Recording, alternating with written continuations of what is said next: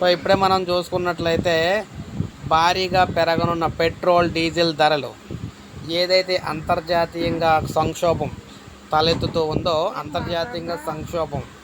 అంతర్జాతీయంగా మనం చూసుకున్నట్లయితే ఏదైతే మనకి ఇరాన్ అదేవిధంగా ఇజ్రాయెల్కి సంబంధించి ఇష్యూ జరుగుతుందో అంటే పశ్చిమాసియాలో కొనసాగుతున్న ఉద్రిక్త పరిస్థితులు అంతర్జాతీయ వాణిజ్యంపై మరింత ప్రభావం చూపే అవకాశం కనిపిస్తుంది. ముఖ్యంగా ఇజ్రాయెల్ ఇరాన్ మధ్య ఘర్షణ వాతావరణం భారత సహా పలు దేశాల్లో చమురు ధరలపై ఇక్కడ పడినట్లయితే అంచనా. సౌదీ అరేబియా, ఇరాక్, యుఏఈ దేశాల నుంచి అత్యధిక మొత్తంలో క్రూడ్ ఆయిల్ను భారత్ దిగుమతి చేసుకుంటూ ఉంది. ఇజ్రాయెల్పై ఇరాన్ డ్రోన్ రాకెట్ దాడులు అయితే అనంతరం ఇజ్రాయెల్ ప్రతీకార దాడులతో పశ్చిమాసియాలో తీవ్ర ఉద్రిక్త పరిస్థితులు అయితే నెలకొన్నాయి. ఘర్షణ వాతావరణం క్రమంగా పెరుగుతూనే ఉంది.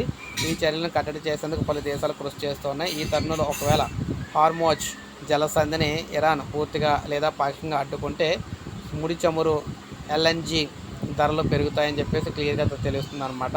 ముఖ్యంగా చూసుకున్నట్లయితే ఇదే జరిగిందంటే భారత అవసరాల్లో 80% crude oil Saudi, Iraq, UAE నుంచి అయితే వస్తుంది.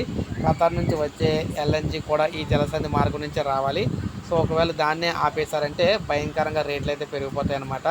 విచిత్రం ఏంటంటే ఒక లీటర్ పెట్రోల్ అనేది 200కి వెళ్ళినా కూడా ఆశ్చర్యం అయితే ఉండకపోవచ్చు అని చెప్పేసి చెప్తున్నారు. సో ఇది మాత్రం భారత్లోని పెట్రోల్ డీజిల్కి సంబంధించి భారీగా ప్రభావం చూపించే అవకాశాలు అయితే ఉన్నాయి.